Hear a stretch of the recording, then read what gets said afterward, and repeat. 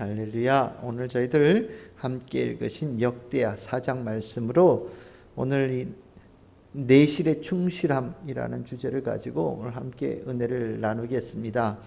3장에서 우리가 지난 수요일에 나눴듯이 성전의 그 크기, 왜 건물에 관계되어진 부분들을 주로 묘사를 하고 그것을 보도를 해준 부분이 나왔습니다. 이제 오늘 4장에서는 그 건물과 그 주변 뜰에 안에 채워질 성전 기물에 관한 부분을 소개하고 있습니다. 1절에서부터 10절까지는 성전의 그 기구에 관한 부분이고, 그 다음에 11절에서부터 18절까지는 그 중에 노수로 만든 것들을 또 따로 언급을 하고 있고, 19절에서부터 22절까지는 금으로 만든 기구들에 대해서 설명을 합니다. 그러니까 중요한 것은 1절에서부터 10절까지가 중요합니다. 1절에 10절까지에 나와 있는 그것이 성전의 핵심 내용들이죠. 우리가 성전에 관한 부분을 이야기를 할 때 건물이 얼만큼 크냐, 이거 굉장히 중요한 것처럼 보이지만 실은 성전은 목적이 있습니다. 건물이 크다고 성전이 기능을 하는 것이 아니라 성전 안에는 하나님 그리고 하나님 앞에 있는 백성, 그 백성 사이 만남에 관한 부분이 있죠.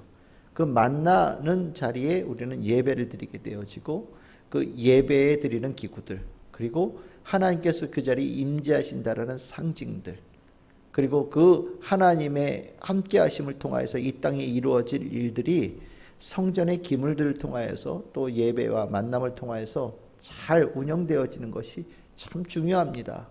그래서 요즘처럼 이렇게 여러 가지 외적으로 이렇게 보여질 만한 것들이 많이 제약을 받고 있는 이런 상황이 되어지고 나니 그 각 사람 안에 있는 그 내적인 힘이 더 빛이 나는 때가 되는 것 같아요. 그 안에 사람이 어떤 믿음도 있고 또 그 안에 든든함도 가지고 있고 평안함도 가지고 있는 사람들은 많은 사람들이 두려워하고 혼란스러워도 딱 의연하게 잘 이겨내는 모습들을 보는데, 평상시에는 잘 몰랐다가 이렇게 어려움을 겪고 나면서 막 그 안에 있는 불안함이 막 쏟아져 나오고 막 근심이 막 덮고 또 가져야 될 믿음이 흔들리는 경우들을 이렇게 보면서 이때가 우리 안에 있는 그 안에 있는 부분들이 얼마나 잘 갖춰져 있는지를 점검하는 때인 것 같다라는 생각을 갖습니다.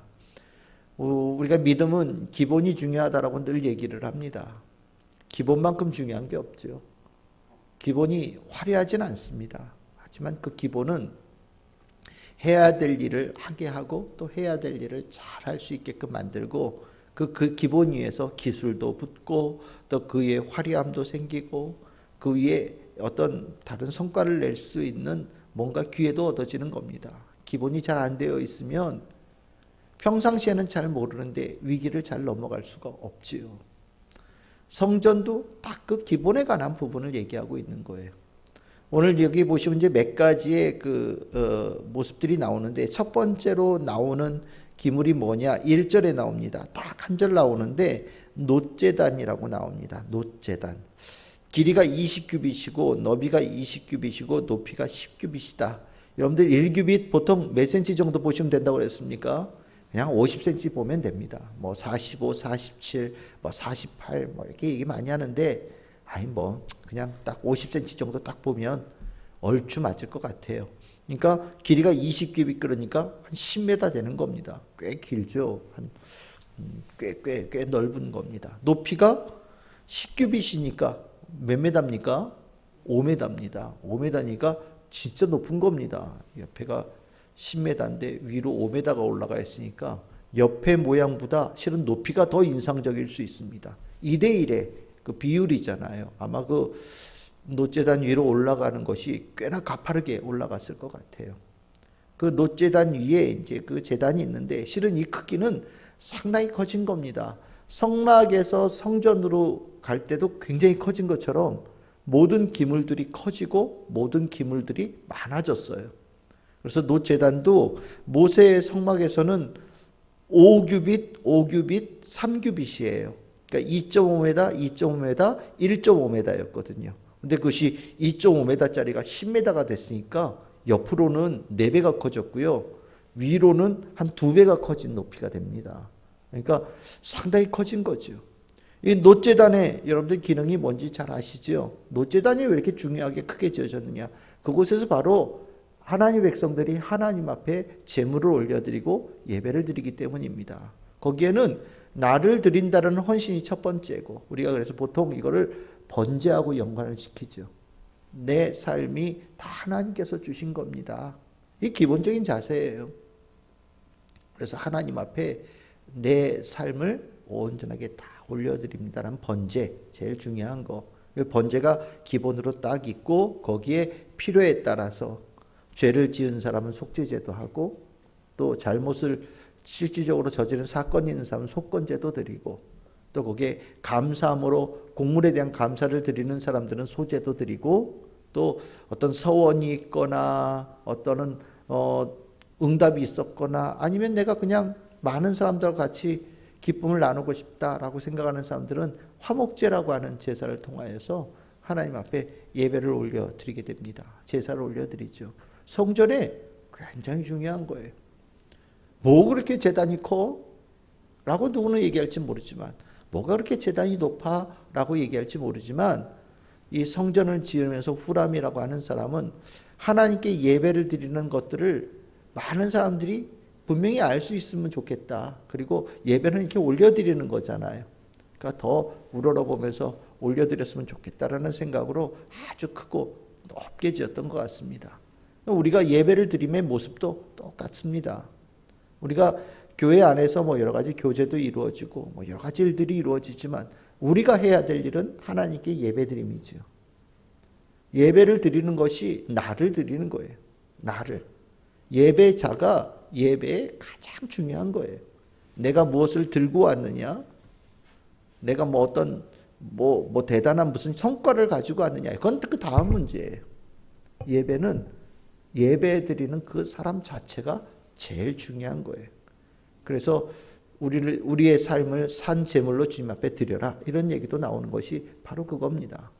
우리가 예배가 크든 작든, 예배가 많은 사람이 모이든 그렇지 않든 간에 예배를 드리러 온 사람들은 내 옆에 있는 사람하고 상관없는 거예요. 내가 드리는 겁니다. 내가 하나님께 드리는 거예요. 누가 그러더라고, 예배 때 사람 많이 모여요? 그게 뭐가 중요해요? 내가 혼자서 예배를 드려서 예배 자리는 자에 내가 하나밖에 없다. 그럼 내가 그 하나님께 예배를 드리는데 단독자로서 예배를 잘 드리면 되는 거예요. 많은 사람이 있으면 내가 그 많은 사람에 휩쓸리지 않고 또 내가 최선을 다해서 하나님께 예배 드리는 살아있는 예배자가 되는 게 중요한 거예요. 여러분들 기억하십시오. 한꺼번에 우우 몰려다니면서 신앙생활 하다가, 요즘에 코로나 때문에 우우 몰려다니면서 신앙생활을 못 하잖아요. 뭐 10명, 20명, 30명, 100명, 무슨 모임에서 나는 실질적으로 신앙이 그렇게 많지 않은데도 불구하고 신앙 좋은 분들하고 같이 어울리면서 마치 내가 신앙이 대단히 있는 것처럼 생각하고 지내왔던 시간들이 있었거든요. 근데 요즘처럼 이렇게 만나지 못하고 혼자 있게 되어지면서 내 속에 있는 믿음이 얼만큼 되는지 정말 돌아보게 됩니다. 그러면서 내가 과연 예배자로 내가 제대로 쓰고 있는가? 내가 정말 홀로 있을 때도 하나님 앞에 예배 드리는 마음을 가지고 있는가? 내가 마스크 쓰고 때로는 뭐 스마트폰이나 컴퓨터 앞에서 예배를 드리면서도 내가 예배를 제대로 드리고 있는 사람인가? 돌아봐야 돼요. 아까 우리 주일날 우리 교회 학교 아이한테 물어봤잖아요. 너 주일날 예배 제대로 안 드렸다며? 그랬더니 그런데 목사님 있잖아요. 뭐 그러면서 이제 쭉 얘기를 하는 거예요. 틀어놓긴 틀어놨는데 그걸 옆에다 놓고 뭐 딴짓을 했다라는 거예요. 그게 익숙하지 않아서. 그렇죠? 익숙하지 않죠. 뭐 설교하는 저도, 예배 드리는 저도 익숙하지 않은데 아이들이 온라인으로 예배를 드리는 게 익숙할 리가 있겠습니까? 하지만 우리가 이걸 이렇게 잘 지켜보면서 내가 예배 드리는 자로 쓴 부분이 이거밖에 안 되는구나 라는 것도 깨닫고, 내가 제대로 된 예배자로 서야 된다라는 더 굳센 각오도 가지면서 우리는 서야 되는 중요한 갈림길, 또 분기점에 있다는 생각이 듭니다. 여러분들에게 주님 앞에 올려드리는 신앙의 그 기본이 잘 서 있어서 여러분들이 하나님 앞에 가장 아름다운 예배자로 한 사람 한 사람이 설 수 있는 우리 참 즐거운 교회 성도들 다 되시기를 주님의 이름으로 축복합니다. 두 번째로 아주 길게 얘기하고 있는 부분이 있어요. 2절에서부터 6절까지입니다. 이렇게까지 길게 적어야 되나? 라고 싶을 정도로 긴 내용이 나오는데 그게 뭐냐면 두 가지를 얘기합니다. 2절에서부터 5절까지는 놋으로 부어 바다를 만든 거예요. 놋바다라고 보통 얘기하는데 바다에 관한 부분이 나오고 6절에서는 물두멍이라고 하는 거예요. 그러니까 놋으로 만든 바다는 큰 거고요. 6절에 나오는 물두멍은 좀 작은 거예요. 2절에 나오는 놋바다는 하나밖에 없는 건데 엄청나게 큽니다. 얼마나 크냐면 지름이 10규빗입니다. 5m인데 지름이 5m인데 이렇게 보면 뭐 에게 그럴지 모르겠는데 이 깊이가 2.5m예요. 2.5m니까 지금 한 이 정도 되는 겁니다. 아주 깊죠. 그 안에 이 둘레로 30규빗, 그러니까 둘레가 15m 정도 된다라고 하는데 물이 얼만큼이나 들어가느냐? 3,000밭 이렇게 돼 있잖아요. 3,000밭이라고 하는, 여러분들 5절에 나오죠. 3,000밭에 물이 담긴다라고 했는데 이게 66,000리터입니다. 굉장히 많은 양이죠. 그러니까 정말 이걸 아마 요즘 애들로 얘기를 하면 이걸 얘기할 때 무슨 수영장 같은 개념으로 볼 거예요. 예. 여보 수영장만 하네? 아니면 큰 풀장만 하네? 아니면 뭐 다이빙하는 뭐 그런 살짝 다이빙하는 정도의 그런 크기만 하다 생각하는 사람도 있을지 몰라요. 꽤나 큰 겁니다. 이게 밑에 소가 이게 큰 성전 안에 일단 정말 이상하리만큼 특이한 거였던 것 같아요. 그래서 길게 얘기하고 있는데 밑에 소가 12마리가 3마리, 3마리, 3마리, 3마리. 그래서 엉덩이를 안쪽으로 넣고 이렇게 각을 짜가지고 12마리가 딱 밑에 받침 역할을 하고 그 위에 동그란 반구형의 물통이 하나가 크게 세워지는 겁니다. 이걸 바다라고 얘기합니다. 뭘 위해서 만들었는지 명확하게 얘기가 나오질 않아요. 우리가 그 다음에 우리가 알만한 거는 아까 그 10개의 물두멍입니다. 10개의 물두멍은 여기에 비하면 상당히 작습니다. 다른 곳의 기록인데 이게 한 지름이 4규빗 된다니까 지름이 한 2m 되는 거예요. 이것도 작지 않죠, 실은요.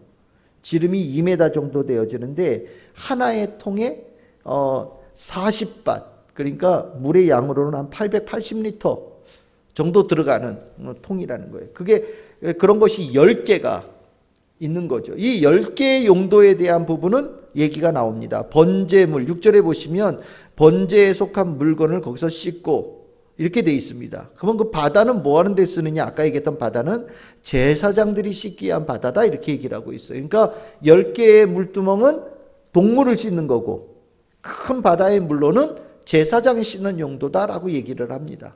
그러니까 이 바다, 이 물은 정결에 관한 부분에 초점을 가지고 있어요. 우리가 하나님을 만나서 받게 되어지는 축복 중에 하나가 뭐냐? 하나님의 거룩함을 은혜로 입는 겁니다. 그 거룩하신 하나님을 만난다는 것 자체가 큰 축복이에요. 그러기 위해서는 우리가 부정한 것을 모두 씻어내고 정결하게 되어지는 것이 필수 요소입니다. 정결함에 대한 준비가 되어지지 않고 거룩하신 하나님을 만나면 실은 하나님께서 거룩하신 하나님께서 부정한 자들을 죽이시거나 아니면 그 자리를 떠나신다라는 거거든요. 그래서 하나님, 거룩한 하나님을 만나는 그 복된 자리에 나아가기 위해서 하나님의 백성들은 반드시 정결함에 대한 부분을 반드시 머릿속에 두어야 돼요. 그래서 우리가 예배를 드리는 부분에 있어서도 우리가 하나님 앞에 예배를 드리러 나올 때 준비하는 모습들이 꼭 필요합니다. 실은 준비하고 나오는 자들이 하나님께 은혜를 받는 거예요. 말씀에 대한 사모함도 있고 또 거룩하신 하나님을 뵙고 예배 드리고자 하는 그 열망이 내 삶에 필요한 것들에 대해서 회개도 하고 또 주님의 은혜를 간절히 사모하고 주님의 긍휼도 구하는 그러한 모습으로 예배의 자리에 나올 필요가 있는 겁니다.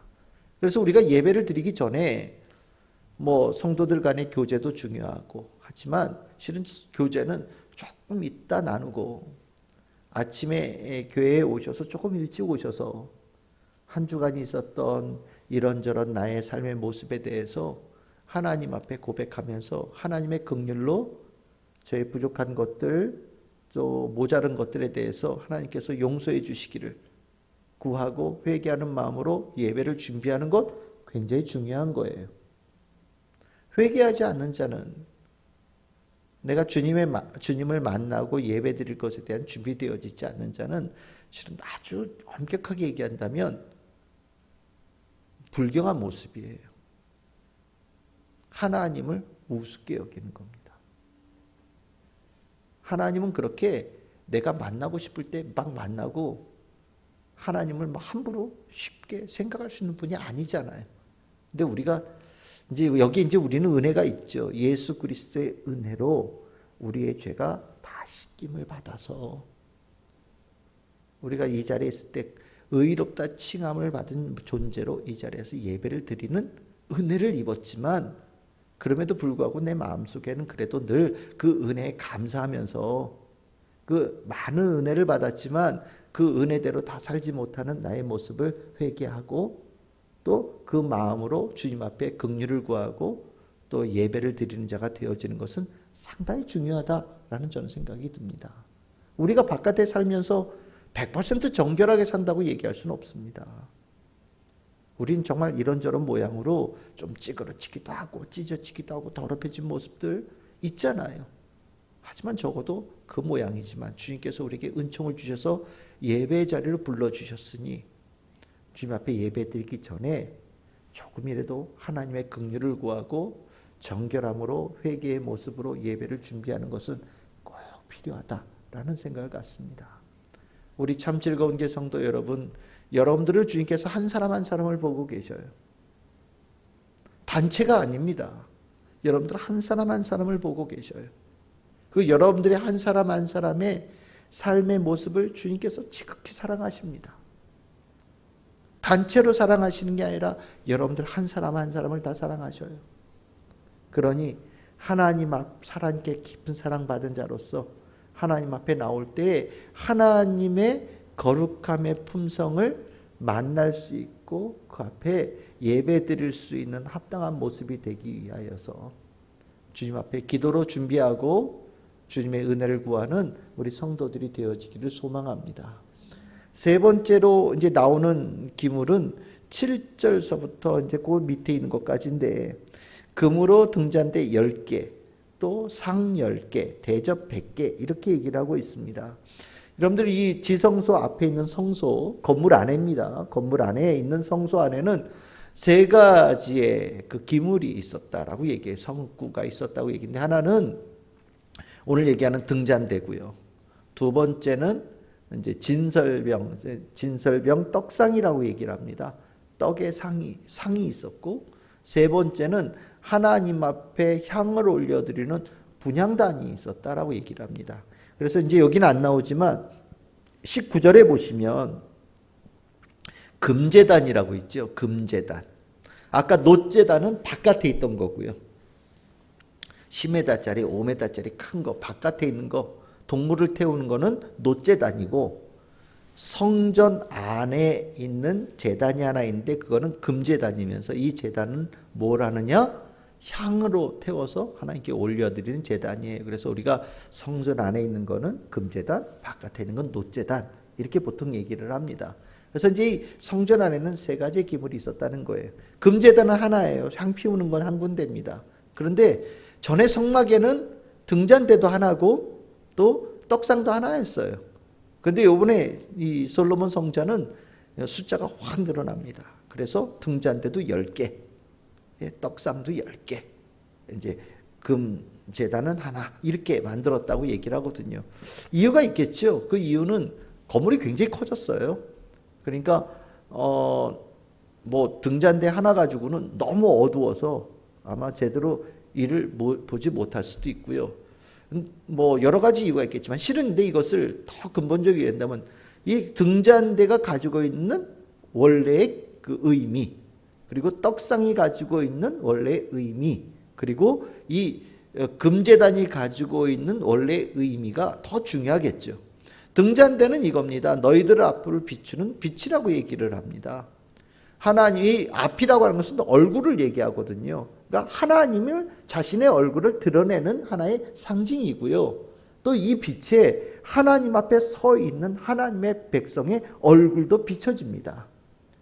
그러면서 이것이 모든 것을 비추고 드러내는 것을 통하여서 진리의 빛이다 이렇게 보통 표현을 합니다. 하나님께서 이 땅에 빛을 비추실 때 감추어질 것이 없어요. 하나님의 진리의 빛이 비추어질 때 참과 거짓이 있는 그대로 다 드러난단 말이에요.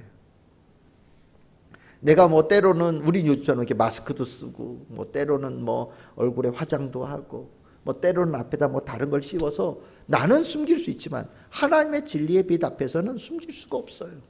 다 드러나게 되는 거죠. 그 드러난 모습으로 하나님께 칭찬도 받고 하나님께 질책도 받고 또 그렇게 되는 겁니다. 하나님의 그 진리의 빛 앞에 모든 것에 대한 분별이 일어나요. 그래서 이 증잔대가 10개가 쫙 있었다는 것은 이제 옛날에 성막 안에 작은 빛처럼 이스라엘 백성들에게만 해당되어지는 빛 정도가 아니라 온 땅을 비추는 모든 것을 더 밝히 드러내는 빛으로서의 역할을 이 10개의 등잔대가 하는 것 같고요. 이 떡상도 매한가지 떡상이라고 하는 것은 하나님께서 주신 양식이지요. 얼굴의 빵이다 이렇게 얘기를 합니다. 이 진설병 할 때 얼굴의 빵, 전에 출애굽기 할 때 기억나실지 모르겠어요. 얼굴의 빵이다 그랬습니다. 하나님의 임재의 상징입니다. 하나님께서 우리를 먹이시고 하나님께서 우리를 입히시고 하나님께서 우리를 보호하신다라는 아주 중요한 상징이 되어집니다. 그래서 이제 떡상도 10개가 되어져서 많은 떡이 쫙 진열되어 있는 거죠. 하나님께서 우리를 그렇게 먹이시고 임재하셔서 입히셨다라는 상징이 되어지는 거예요. 더 큰 축복이 우리에게 임하였다라는 상징이 되어지는 거죠. 그 하나님께 예배드린 자에게 그 축복이 있는 겁니다. 세 번째는 뭐냐? 아까 그 금제단, 우리가 향단이라고도 표현하는데 이 향단, 기도죠. 이게 향은 위로 올라가니까. 그래서 우리가 하나님과 만나는 그 자리는 세 가지가 있는 거예요. 진리의 빛을 비춰주시고 우리에게 잊고 먹는 모든 보살핌을 주시고 또 우리가 하나님께 올려드리는 이 기도가 하나님께서 여기 올라가서 하나님께서 받으시는 자가 되어지는 축복이 있는 겁니다. 만나는 자리에 그 역사가 있는 거예요. 우리가 제사를 드리고 우리가 정결함을 통하여서 하나님 앞에 나아가서 예배를 드린 자가 되어질 때 하나님께서는 우리에게 진리의 빛 그리고 우리에게 일용할 양식을 주시는 것, 입히시는 것, 돌보시는 것에 대한 은총들 그리고 우리 가지고 있는 이 참 우리가 기도를 드린다라는 게 이게 참 부족한 자들의 기도 아닙니까? 내 얘기가 뭐 내 얘기 뭐 대통령도 안 듣는데 대통령이 뭡니까? 동사무소에 가서 동장 하나 만나기도 쉽지 않아요. 근데 내 말을 하나님께서 귀하게 귀다듬어 귀에 담아 주신다. 이거 얼마나 큰 축복입니까?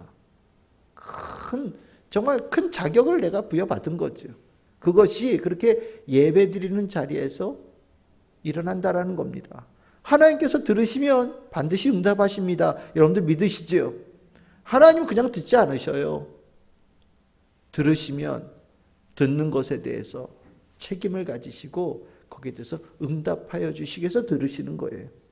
그러니까 이 향단을 통하여서 올려지는 금제단을 통하여서 올려지는 기도는 상당히 중요한 거죠.